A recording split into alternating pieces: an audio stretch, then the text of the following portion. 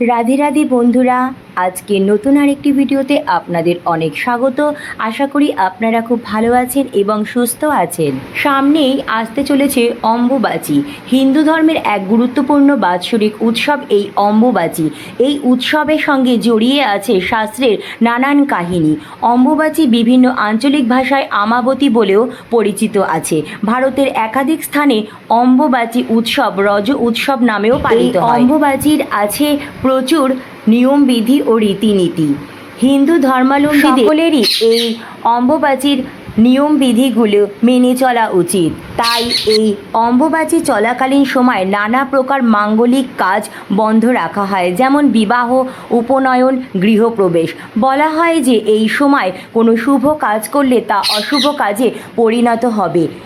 আবার অনেকের মনে প্রশ্ন জেগেছে যে এই সময় গৃহে নিত্য পুজো করা যাবে কি না, নিত্য পুজোয় শঙ্খ বাজাবে কি না, ঠাকুরকে ভোগ নিবেদন করা, নিত্য সন্ধ্যা দেওয়া, তুলসী মঞ্চে জল দেওয়া ইত্যাদি কাজকর্ম কি এই অম্বুবাচী চলাকালীন সময় করা যাবে? তাই আমি আপনাদের সাথে এই ভিডিওর মাধ্যমে যতটা জানি ততটা শেয়ার করার চেষ্টা করছি, যাতে আমার যে সকল দর্শক বন্ধুরা এই অম্বুবাচীর নিয়মবিধিগুলো সঠিকভাবে জানেন না তারাও অনেকটা উপকৃত হতে পারবে। আপনাদের সকলকে অনুরোধ করছি ভিডিওটি সম্পূর্ণ ভিডিওটি দেখার পর কেমন লাগলো অবশ্যই কমেন্ট করে জানাবেন এবং কমেন্টে জয় মা কামাক্ষার জয় লিখতে একদম ভুলবেন না। ভিডিওটি ভালো লাগলে লাইক, শেয়ার ও নতুন বন্ধুরা প্লিজ চ্যানেলটি সাবস্ক্রাইব করে পাশে বেল বাটনটি অন করে নেবেন, যাতে আমার পরবর্তী ভিডিওর নোটিফিকেশন খুব সহজেই আপনাদের কাছে পৌঁছে যায়। আর যে সকল বন্ধুরা অলরেডি চ্যানেলটি সাবস্ক্রাইব করে পাশে আছেন তাদের অসংখ্য ধন্যবাদ। তো চলুন বন্ধুরা আসা যাক মূল পর্বে। এবছর অর্থাৎ 2025 সালে অম্বুবাচী পড়েছে বাংলা 7ই আষাঢ় 1432, ইংরাজির 22শে জুন 2025 রবিবার দুপুর 2:57 থেকে অম্বুবাচীর প্রবৃত্তি এবং অম্বুবাচীর নিবৃত্তি বাংলার 10ই আষাঢ় 1432, ইংরাজির 25শে জুন 2025 বুধবার রাত্রি 3:21। উড়িষ্যায় এই পার্বণকে রজ উৎসব বলা হয়। সতীপীঠ কামাখ্যায় এই উৎসব বড় করে পালিত হয়। কথিত আছে এই সময় মন্দির থেকে লাল তরল নিঃসৃত হয়। দেবী ঋতুকাল সমাগত মনে করে উৎসব পালিত হয় তখন। এখন প্রচুর বন্ধুদের মনে প্রশ্ন হচ্ছে যে এই সময় কি নিত্য পুজো দেওয়া, সন্ধ্যা দেওয়া বা তুলসী মঞ্চে জল দেওয়া এই সমস্ত কাজ কি করা যাবে? এই সমস্ত কাজ কি শুভ কাজ? অম্বুবাচী চলাকালীন সময় বিভিন্ন শুভ কাজ করা মানা থাকে, তাহলে ঘরে নিত্য পুজো কি দেওয়া উচিত নাকি অনুচিত? অনেক বন্ধুরা জানতে চান যে আমি তো কৃষ্ণ মন্ত্রে দীক্ষিত, আমি কি গোপাল সেবা করতে পারবো? গোপালকে ভোগ নিবেদন করতে পারবো? গোপালের নিত্য পুজো কি করতে পারবো? তো চলুন বন্ধুরা এই সমস্ত কিছু প্রশ্নের উত্তর এই ভিডিওটির মাধ্যমে আমি আপনাদের জানানোর চেষ্টা করছি। এই অম্বুবাচীর সাথে জড়িয়ে আছে নানান আচার অনুষ্ঠান। বিধবা, সাধু, সন্ন্যাসীরা বিশেষভাবে পালন করে থাকেন এই অম্বুবাচী। যে কোনো শুভ কাজ এই কয়েকদিন নিষিদ্ধ থাকে। শুধু তাই নয়, অম্বুবাচী চলাকালীন কৃষি কাজও বন্ধ রাখা হয়। 3 দিন পর অম্বুবাচী চলে যাওয়ার পর অর্থাৎ অম্বুবাচীর নিবৃত্তি হয়ে যাওয়ার পরে যে কোনো মাঙ্গলিক অনুষ্ঠান, চাষবাস এবং বিশেষভাবে পুজোপাঠও করা হয়ে থাকে।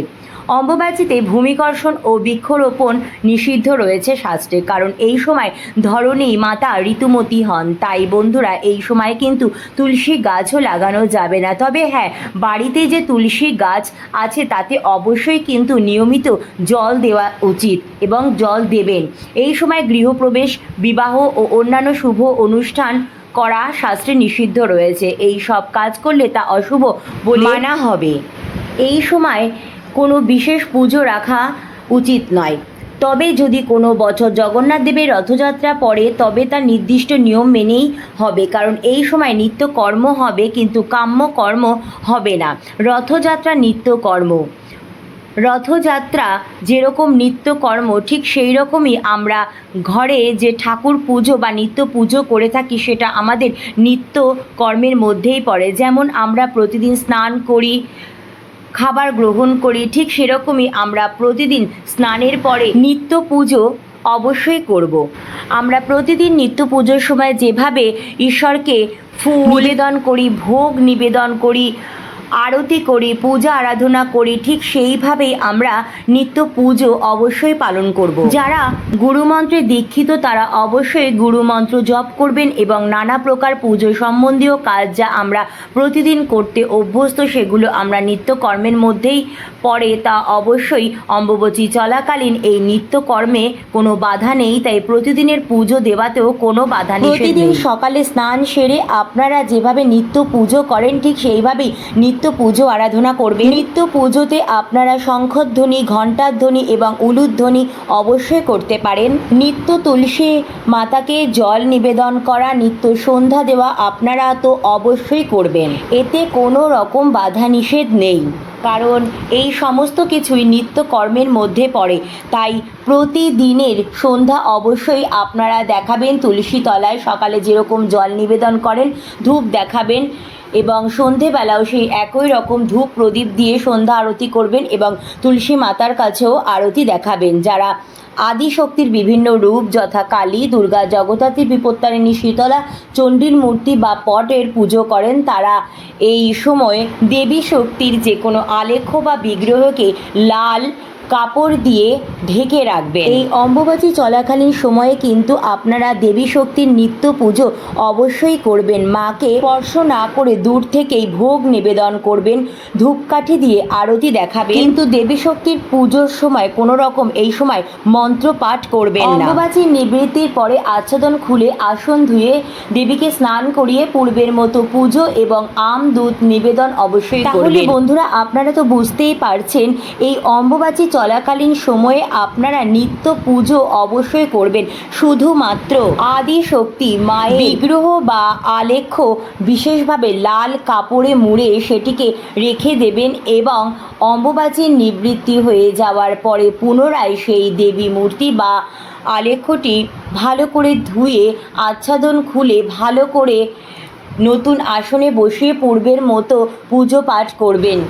শুধুমাত্র কালী, দুর্গা, জগদ্ধাত্রী বা মা বিপত্তারিণী, শীতলা, চণ্ডীর মূর্তি বা পটের ক্ষেত্রে প্রযোজ্য এই নিয়ম। মা লক্ষ্মীর পুজো নিত্য করা যাবে, মা সরস্বতীরও নিত্য পুজো করা যাবে, রাধাকৃষ্ণেরও নিত্য পুজো করা যাবে, নিত্য গোপাল সেবাও অবশ্যই করা যাবে। এই সমস্ত কিছুতে অম্বুবাচী চলাকালীনে কোনো বাধা নিষেধ নেই। অম্বুবাচীতে যারা শাস্ত্র মন্ত্রে দীক্ষিত তারা জপ করতে পারবেন, কারণ জপে কোনো রকম দোষ নেই। অম্বুবাচীতে গুরু পুজো চলবে, গুরু যদি নারী হন অর্থাৎ গুরু মা হন তাহলেও তার পুজো চলবে। গুরু প্রদত্ত ইষ্ট মন্ত্র যত বেশি সম্ভব জপ করতে পারেন। মধ্যরাতে কাঙ্ক্ষিত ফল লাভের জন্য মনে মনে প্রার্থনা অবশ্যই জানাবেন মা কামাখ্যাকে, এতে মনস্কামনা পূরণ হবে এবং সর্প ভয় নিবারণের জন্য আম দুধ সেবন করবেন। এই সময় আম দুধ খেলে 1 বছর সাপের ভয় থাকে না। এই অম্বুবাচী চলাকালীন সময়ে অর্থাৎ অম্বুবাচী প্রবৃত্তি ও নিবৃত্তির মধ্যে ঠাকুরের ভোগে একদিন অবশ্যই আম দুধ নিবেদন করা উচিত। আর বহু বন্ধুদের মনে প্রশ্ন আছে যে অম্বুবাচী চলাকালীন সময় ভোগ নিবেদন করা যাবে কিনা। অম্বুবাচী চলাকালীন অবশ্যই ভোগ নিবেদন করা যাবে। ভগবানকে ভোগ নিবেদন করাও আমাদের নিত্য কর্মের মধ্যে পড়ে, গোপাল সেবা করাও নিত্য কর্মের মধ্যে পড়ে। যাদের বাড়িতে গোপাল আছে তাদের তো ভোগ নিবেদন অবশ্যই করতে হবে, তাই অম্বুবাচী চলাকালীন সময় ভোগ নিবেদনের কোনো রকম বাধা নিষেধ নেই। অম্বুবাচী চলাকালীন সময়ে দেবীর দর্শনও নিষিদ্ধ থাকে, তবে লাল আচ্ছাদন দিয়ে ঢাকা অবস্থাতেও আপনারা মায়ের সামনে প্রদীপ ও ধূপকাঠি দেখাতে পারেন। অনেকে ভোগও নিবেদন করেন, অনেকে অম্বুবাচী নিবৃত্তি হয়ে যাওয়ার পর মাকে দুধ নিবেদন করেন। অম্বুবাচী চলাকালীন এই 3 দিন সময়ে ব্রহ্মচারী, সাধু, সন্ন্যাসী, যোগী পুরুষ এবং বিধবা মহিলারা ঋতুবতী পৃথিবীর ওপর আগুনে রান্না করে কিছু খান না। বিভিন্ন প্রকারের ফলমূল খেয়েই এই 3 দিন তারা কাটান, অথবা অম্বুবাচী শুরু হওয়ার আগে তৈরি করা রান্না খাবার তারা খেতে পারেন। এখনও বিভিন্ন পরিবারে বয়স্ক বিধবা মহিলারাও 3 দিন ধরে অম্বুবাচী উপলক্ষ ব্রত পালন করেন।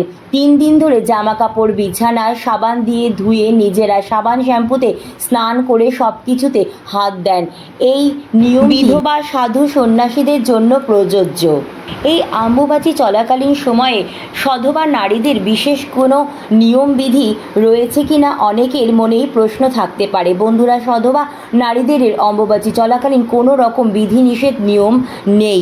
নিত্য যেরকম সিঁদুর পরেন ঠিক সেইভাবে আপনারা সিঁদুর পরবেন। নিত্য পুজোর সময় শঙ্খ বাজানো, উলুধ্বনি দেওয়া, তুলসী দেবীকে জল নিবেদন করা, এই সমস্ত কাজই আপনারা অবশ্যই করতে পারেন। শুধুমাত্র সকলের জন্যই প্রযোজ্য এই সময় ভূমি মাতাকে কোনো রকম আঘাত করবেন না, অর্থাৎ মাটি কর্ষণ করবেন না, অর্থাৎ এই সময় কোনো রকম বৃক্ষরোপণ বা গাছ কাটা একদম করবেন না। বন্ধুরা, আজকের মতো এইটুকুই। আশা করি আজকের এই ভিডিওটির মাধ্যমে আপনারা কিছুটা হলেও উপকৃত হয়েছেন। অনেক অনেক ধন্যবাদ ভিডিওটি দেখার জন্য। হরে কৃষ্ণ, রাধে রাধে।